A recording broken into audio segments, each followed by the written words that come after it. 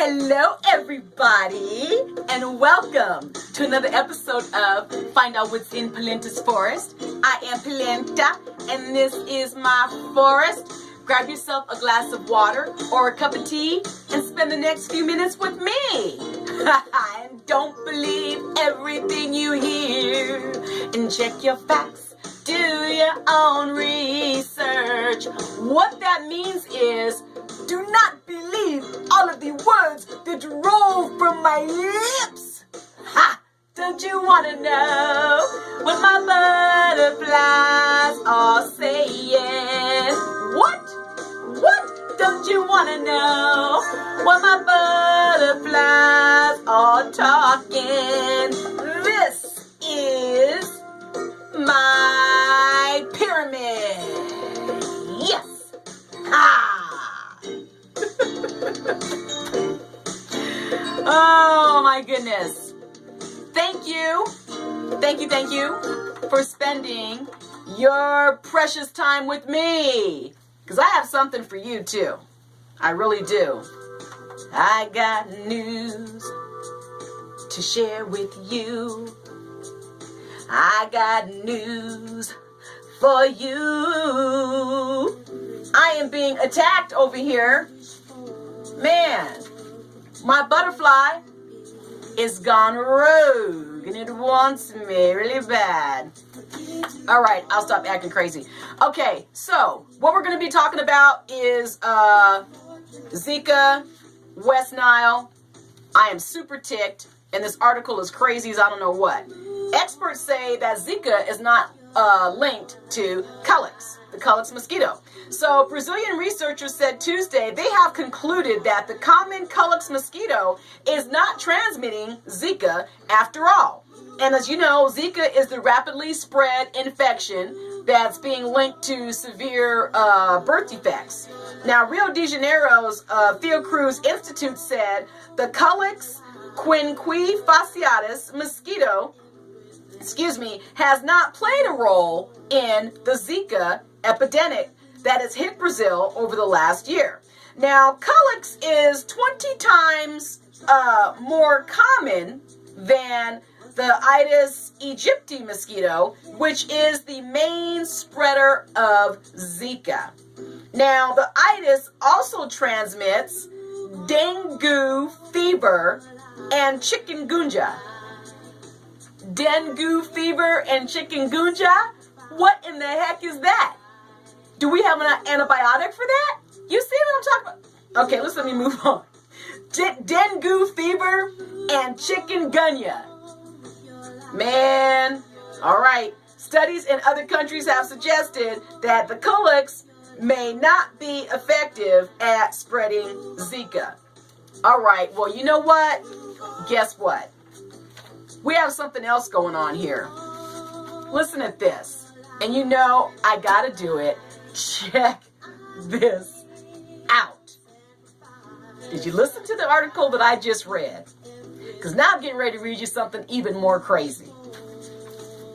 Zika is bad, but West Nile is worse. Check this out. West Nile virus landed in the United States in the summer of 1999, starting in New York, possibly with the blood of a sick bird on a ship or an infected mosquito on a plane. Soon it had afflicted people to Queens with brain inflammation and killed birds at the Bronx Zoo. 4 years later, the virus had migrated across the country to California, far from Uganda, where it was first isolated in 1937. Now, do you know why that happened? Do you know why? I'm going to tell you why.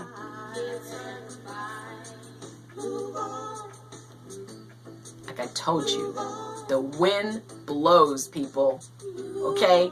As long as you have the wind blowing, you're going to have stuff like this. The key word here is it got to California far from Uganda. How did that happen? Because when the wind blows, it picks up things and it carries it away. The wind never stops carrying It just doesn't, people. Man, as of September 1st, West Nile has killed 229 people in the Golden State and sickened nearly 5,600. Last year, a record 53 people died in California of the virus, and this year has the potential to end up as bad or even worse. While the recent arrival in the United States of the Zika virus is getting most of the attention, public health experts warn that West Nile is a much more potent threat in California than Zika will ever be. That's news to me. Now, through September 1st, the state has tallied 78 human West Nile cases in California just this year. And that's including a pair of deaths in Sacramento and Yolo counties. But it takes weeks for reporting and verification of the West Nile cases to make it through the system. So that's a good explanation why we don't hear about it immediately, but you think they would just put that at least right on the news, you know? So Gary Goodman is the manager of the Sacramento Yolo Mosquito and Vector Control District, and he expects the real numbers are far higher. Now, this is what he says. I think in terms of human cases, it's going to be equal to a conceivably even worse than what we had last year, he says. Now, last year, 783 cases of West Nile were reported in California and 801 the year before that. Now, that's the most in a decade. Now, most infected mosquitoes and birds have been found dead from West Nile than at this time last year. Now, last year there was 398 dead birds counted across the Sacramento County. Now, that's the largest number in any California county, according to this article. Now, West Nile activity in the Sacramento area this summer appears to have peaked, but begun to decline. Now, the peak comes later in Southern California, and the virus remains a threat into October. Now, it's not really clear why the West Nile activity has been so strong this summer, but officials are blaming the high numbers in 2014 and 2015 in part on the California drought. And then I says, well, there's no water. I mean, how does that happen? You know, there's no water anywhere. But listen, this is the explanation to that. Birds carry the virus and mosquitoes spread it through bites. Now, the idea is that with fewer sources of available water, that the mosquitoes and the birds crowd together around the remaining water sources, and then they just spread it to one another. So it's just spreading all over the place. Now, Goodman speculated this year's easing of the drought led to a rebound of the mosquito population as water became more available. Now, for the first time in years, this is keeping the West Nile activity high. Now, this year, we have seen some of the mosquitoes that breed in larger agricultural areas at a much higher rate, you know, much higher numbers as usual. And I think that it's explainable in part to the additional water. Now, this is what Chris Barker is saying, and he's a specialist in the research of mosquito-borne viruses at UC Davis. Now, rice fields are a huge source of mosquitoes in the Sacramento area, according to the public health experts. Now, you have Woodland, Davis, West Sacramento, and Natomas, and they're just ringed with rice fields. Now, with acres of standing water and vegetation and all those rice fields, that is the perfect prime time breeding ground for these nasty little mosquitoes. Now, Goodman said that the Sacramento County Yolo Mosquito and Vector Control District has sprayed over 600,000 acres for mosquitoes so far this year. That is 600,000 acres of land for mosquitoes. Now, it's mostly in the rural stretches, but also in the Woodland and the Art and Arcade area. They had to spray there too. Now, listen at this. Can you believe the spraying cost run more than $1 million. $1 million. Now, most people who contract the West Nile virus will actually have no symptoms, or possibly a mild infection that might include vomiting and a fever. But it can also lead to very, very serious neurological illnesses that sometimes include coma, seizure, paralysis, and it can take you up to months to recover from this, all right? Now, there's nearly 44,000 cases of West Nile that have been reported in the United States of America. And there's been more than 1,900 deaths. 1,900, more than 1,900 people have died from this West Nile. Now, West Nile is particularly hard to stop because of the role that the birds play. They play a huge part in helping spread the West Nile virus. Now, after the virus arrived in New York, migratory birds helped carry it across the country. So you don't just have birds that are a threat, you have the wind. The wind carries the birds carries the threat wherever it goes.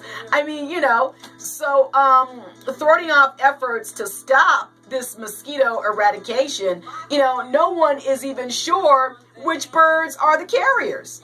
So I'm not sure that there'd be any way that we could actually prevent West Nile virus from taking a hold of the state. The Zika virus is much different. It's recently striking the U.S. with a homegrown outbreak in Florida. Zika is primarily spread by two mosquito species, which is the Aedes aegypti and the Aedes albopicus. But they've not been detected in the Sacramento County. Zika can also be spread through sex. Well, you would honestly think with bodily fluids in saliva, you would think that everything could be spread through sex. Not necessarily sweat, but when you get into the real body fluids in the saliva, say use a condom, people, but Zika can be spread through sex. So there's no reason to think that the Aedes mosquitoes won't arrive in Sacramento. I said that earlier. Why would we think that they wouldn't be here? They're on their way. If they're not here already, they've already been found in other areas of California, including Los Angeles, San Mateo, Madera, Fresno. Some researchers also suggest the far more common Culex mosquito that transmitted the West Nile virus might also spread Zika. The article I just read you said the complete opposite within the same time frame. This would definitely complicate things, okay? But, he and other mosquito experts don't believe that Zika has the potential to approach the level of where West Nile virus is in California. That is the furthest thing from the truth. It is a possibility. You hope that it won't happen, but it's a strong possibility that it might. Now, California is a prime spot for West Nile, with a bird population of corvids and jays to host the disease and an abundance of the Culex type mosquitoes to spread it. But now we're saying that the Culex is no threat. Man, so the state could experience small Zika outbreaks as Californians infected elsewhere come home and spread it through sex or getting bit by the mosquito, and then the mosquito goes on to bite others. But in terms of endemic pathogens, this is going to be with us from now on. West Nile is a much bigger threat. Well, people, like I always tell you, remove standing water. If you have animals that are outside, rinse out those water bowls, scrub them out because they will get the sliminess at the bottom. Wear long sleeves, a scarf, and a hat. Mosquitoes are here to stay. They're not going away. Use mosquito repellent. If you're into organics, then get yourself some organic insect repellent. Keep it away from your mouth, your nose, your eyes, your ears, your precious membranes. Don't spray children. You can spray your clothes, but just use good common sense and be careful. And if you have any questions, don't be afraid to ask somebody. Better to ask and look stupid than not ask and be stupid. So on that note, ladies and gentlemen, thank you for joining me. You can follow me on Facebook, Instagram, and Twitter. You can go to my website, Angels Passing Through, and buy my book. And as usual, you know, be nice to somebody. Say please, say thank you, apologize if you've wronged somebody. You know, I mean, we're all here, we're family. Let's just really try hard to get along. Let's learn about each other. Let's educate each other about each other. That's what it's all about. We can learn from each other and be better people. So on that note, I am so very grateful for everything. And I am grateful for you too. So say a kind word to somebody. Make somebody's day. Thank you for watching, and God bless you all. We're going to get on out of here with number 16. One love, everybody. One love. One love.